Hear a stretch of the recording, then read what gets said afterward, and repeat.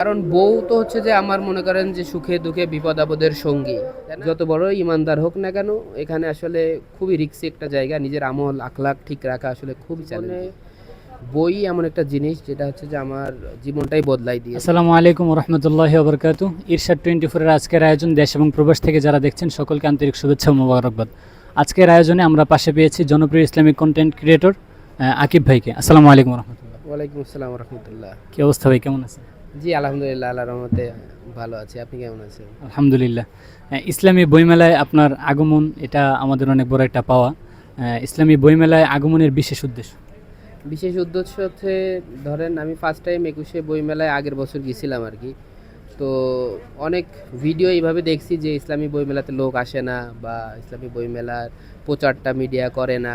তো ওই জায়গা থেকে আমার আসলে এক বছর আগে থেকে এই জিনিসটা খুবই খারাপ লাগতো আর কি।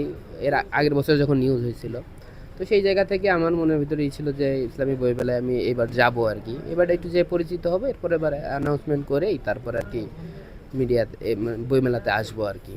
এই জন্য আর কাছে একটু দেখতে আসছি আর কি, যে কী অবস্থা বিস্তারিত। ইসলামী বইমেলা আজকে আসছেন, আপনি এখনো পুরোটা ঘুরে দেখেননি, দেখবেন ইনশাল্লাহ। আমরা এবারে যে আয়োজনটা করেছি সেটা হচ্ছে আন্তর্জাতিক ইসলামী বইমেলা, ইসলামিক ফাউন্ডেশন থেকে।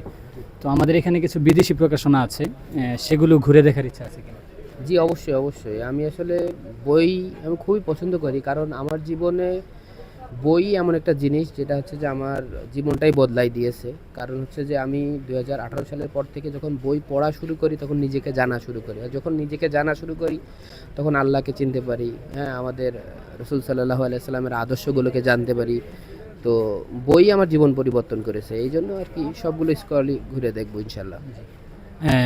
ইসলামী বইমেলায় আপনি আসছেন, আপনি ইসলামী অনেক কন্টেন্ট করেন। ইসলামী কন্টেন্টের ক্ষেত্রে বই থেকে কোনো উপাদান বা কোনো কন্টেন্ট নেওয়া হয় কিনা? অবশ্যই বই থেকে উপাদান নেওয়া হয় না, মানে আমি সব কিছুই বই থেকে নেওয়ার চেষ্টা করি আর কি। কারণ ধরেন এখনকার যুগে মানে বই আছে কি, যে রাইটাররা ওরা চিন্তা ভাবনা করে একটা জিনিস লেখে। আবার বই থেকে কি হয়, পিওর জিনিসটা পাওয়া যায়। অনলাইন থেকে দেখেছে ইসলামিক এমন একটা জিনিস, ধরেন আল্লাহ রসুল সাল্লাল্লাহু আলাইহি সাল্লামের হাদিস, এমন একটা হাদিস আমি দেখাচ্ছে যে অপব্যাখ্যা করে ফেললাম। তো এটাতে মানে অনলাইন থেকে তথ্য নিলে এই সম্ভাবনাটা বেশি থাকে। কারণ আমি এর আগে অনেক কন্টেন্ট বানাইছি যে অনলাইন থেকে নেওয়ার ফলে ভিডিওটা ডিলিট করা লাগেছে, কিন্তু বই থেকে কন্টেন্ট বানাইলে ওটা ডিলিট করা লাগে না। কারণ যে রাইটার আছে সেই তো ভেবে চিনতে সুন্দর করে গুছিয়ে লিখেছে এবং অডিয়েন্সের কাছে সঠিক মেসেজটা যায়। ইসলামী বইমেলার আমরা ওই রকম প্রচার দেখি না। যারা ইসলামী কন্টেন্ট করে বা যারা ইসলামী মিডিয়ায় কাজ করতেছে, তাদের এটা প্রচার করা প্রয়োজন মনে করেন কিনা? অবশ্যই প্রয়োজন মনে করি। আর একটা বিষয় সেটা হচ্ছে যে যারা ইসলামিক বইমেলা আয়োজন করে, তাদের আসলে একটা তালিকা করা উচিত। যে ধরেন অনেকেরই সামর্থ্য নেই ঢাকা পর্যন্ত আসা, তাদের একটু দাওয়াত দেওয়া উচিত যে ভাই আপনি আসেন, ভাই আপনি আসেন। তো দাওয়াত দিলে কি হবে, ধরেন 100 জনকে দাওয়াত দিলে অন্তত 5 জন, বা 100 জনকে দাওয়াত দিলে অন্তত 30 জন কিন্তু এমনি আসবে আর কি। কিন্তু অনেকে ঢাকায় বাইরে থাকে, তো জানে যে কার কাছে যাবো, কী করবো না করবো, এই জন্য আসলে আসতে পারে না। এই জন্য যারা আয়োজন করে তাদেরকে বলবো যে যারা ক্রিয়েটর আছে তাদেরকে বেশি বেশি করে দাওয়াত দেওয়া আর কি। আপনি যেহেতু ইসলামী বই থেকে জ্ঞান অন্বেষণ করেন, ইসলামী বইমেলা সম্পর্কে আপনার প্রত্যাশা? আমার প্রত্যাশা যে আমরা আসলে মোবাইলের উপর নির্ভরশীল কম হব, বইয়ের উপর নির্ভরশীল বেশি হব। কারণ মোবাইল আসলে মানুষেরকে পরিবর্তন করে না, বরং ফেতনার ভিতরেই ফেলে দেয় বেশি। যেহেতু আমি ফেসবুক ইউটিউবে কন্টেন্ট বানাই, তারপরেও আমি বলছি যে বই একটা মানুষের গভীর বিষয়কে চিন্তা করতে সাহায্য করে। কিন্তু মিডিয়াতে বা মোবাইলের কারণে মানুষের মস্তিষ্ক বিকৃত হয়ে যাচ্ছে। আমরা এখন সোশ্যাল মিডিয়াতে দেখতে পাচ্ছি যে মেয়ে তার বাবাকে খুন করে ফেলছে, ছেলে তার মাকে খুন করে ফেলছে। সো এইগুলো তো সোশ্যাল মিডিয়ার কল্যাণে মানুষ আরও ভয়ঙ্কর দিকে চলে যাচ্ছে। কিন্তু আসলে বইয়ের প্রচলন যদি বেশি থাকতো, আমরা প্রচার যদি বেশি করতে পারতাম, আমরা সমাজের এই দুর্ভিক্ষ থেকে বেরিয়ে আসতে পারতাম। বইমেলা সম্পর্কিত প্রশ্ন এখন শেষ, এখন আরেকটা কয়েকটা কুইজের মতো। জি ইনশাল্লাহ। প্রথমত আমরা জানতে চাইবো, আপনাকে দুইটা অপশন দেবো, যে কোনো একটা বেছে নিতে হবে। সেটা হচ্ছে আমাদের এখানে প্রচুর বই আছে, তো আপনি কোনটা বেছে নেবেন, বই না বউ? বই না বউ? বউ নাকি বই, আপনার কাছে কোনটা বেস্ট মনে হয়? আমি তো অবশ্যই বউ বেছে নেবো আর কি। কেন? মানে বই রেখে বউ বেছে নেওয়ার কারণ কি? কারণ বউ তো হচ্ছে যে আমার মনে করেন যে সুখে দুঃখে বিপদ আপদের সঙ্গী, তাই না? আর একটা মানুষ যখন পাশে থাকে, তখন জীবনে কিন্তু উচ্চতম পাহাড়েও ই করা যায়। আর আল্লাহ রসুল সাল্লাহ সাল্লাম তো বলছেই যে স্ত্রী হচ্ছে এমন একটা জিনিস যেটা হচ্ছে যে পৃথিবীর ভিতরে সবথেকে মূল্যবান সম্পদ। আর এই স্ত্রী যদি কারো নেককার না হয় তাহলে তো তার জীবন ধ্বংস। এই জন্য আমি মনে করি যে নেককার একজন স্ত্রী যদি থাকে যার ভিতরে বইয়ের জ্ঞান আছে, তাকে যদি পাশে পাওয়া যায় তাহলে আসলে আমি বইটাই বেছে মানে বউটা বেছে নেবো আর কি। তার মাধ্যমে দুইজন মিলে একসাথে বই পড়বো। আচ্ছা ঠিক আছে, মানে আপনি দুইটাকে রাখতে চাচ্ছেন? না না, আমি উত্তর দিলাম, এখন আপনি যেটা রাখেন। আচ্ছা ঠিক আছে, এখন আপনি যেহেতু বউটাকে বেছে নিয়েছেন, আমরা কি ভেবে নিব যে বাসায় জায়গা পাওয়ার জন্য এটাই দিয়েছেন? না না না না, এটা না। এমনও তো হতে পারে আপনি বই বললে বাসায় জায়গা না পেতে পারেন। না না, ওরকম কোনো কিছু না আসলে। জাস্ট বউ তো আসলে খুবই মানে একটা এমন একটা জিনিস যেটা আসলে খুব সম্মানের জিনিস, খুব ভালোবাসার জিনিস, খুব মহব্বতের জিনিস।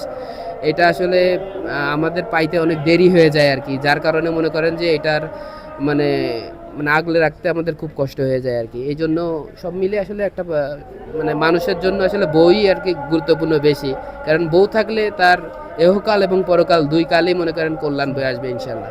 আচ্ছা, এখন বর্তমানে ফেতনার জমানায় আপনি তরুণদেরকে বিবাহের প্রতি উদ্বুদ্ধ করবেন কিনা? অবশ্যই অবশ্যই, আমি বলবো যে তরুণ যারা আছেন তারা দুইটা কাজ করবেন। প্রথম বিষয় হচ্ছে বাসায় যদি বাথরুম না থাকে একটা বাথরুম বানাবেন, আর দ্বিতীয় বিষয় যদি রান্নাঘর না থাকে একটা রান্নাঘর বানাবেন। আর এই দুইটা জিনিস বানানোর জন্য যা করা লাগবে হালালভাবে সর্বোচ্চ চেষ্টা করবেন। কারণ হচ্ছে যে এখনকার সময়ে আপনি আপনার ওয়াইফকে পর্দায় রাখতে চাইলে এবং সঠিকভাবে সংসার করতে চাইলে এই দুইটা জিনিস খুবই লাগে। আর মেয়েরা এই দুইটা জিনিসের কারণে সাংসারিক জীবনে এসে সব থেকে অপমান অপদস্থ হয় এবং নিজের পর্দার হেফাজত হয় না, সংসার করতে পারে না। আমার চোখে আমি এই দুইটা জিনিসকে বেশি গুরুত্ব দিই বিয়ের আগে করাকে আর কি। তো বিয়ের আগে আপনারা এই দুইটা জিনিস করবেন, আশা করা যায় যে আপনার সাংসারিক জীবন ইসলামিক জীবন খুব সুন্দর হবে ইনশাল্লাহ। এখন পর্যন্ত আপনার সর্বোচ্চ মিলিয়ন প্রাপ্ত ভিডিও কোনটি? একটা ছিল হচ্ছে অবহেলিত বাবা, সেটা 65 মিলিয়ন ভিউজ হয়েছিল আর কি। এটা কি ইউটিউবে? এটা ফেসবুকে ভিউ হয়েছিল। আর ইউটিউবে আছে লালসা আছে 10 মিলিয়ন ভিউজ। জি। আমরা জানি যে আপনার একটা বিশেষ ইচ্ছা ছিল যে আপনি বাংলাদেশের সবচেয়ে বড় ইউটিউবার হবেন, এই ইচ্ছাটা কি এখনো আছে কিনা? না না, এই ইচ্ছাটা আমার এখনো নেই আর কি। বাংলাদেশের সব থেকে বড় ইউটিউবার বলতে ওটা একটা ফান করে করছিলাম আর কি, কিন্তু ওটা জিনিসটা অন্য লেভেলে চলে গেছিলো আর কি।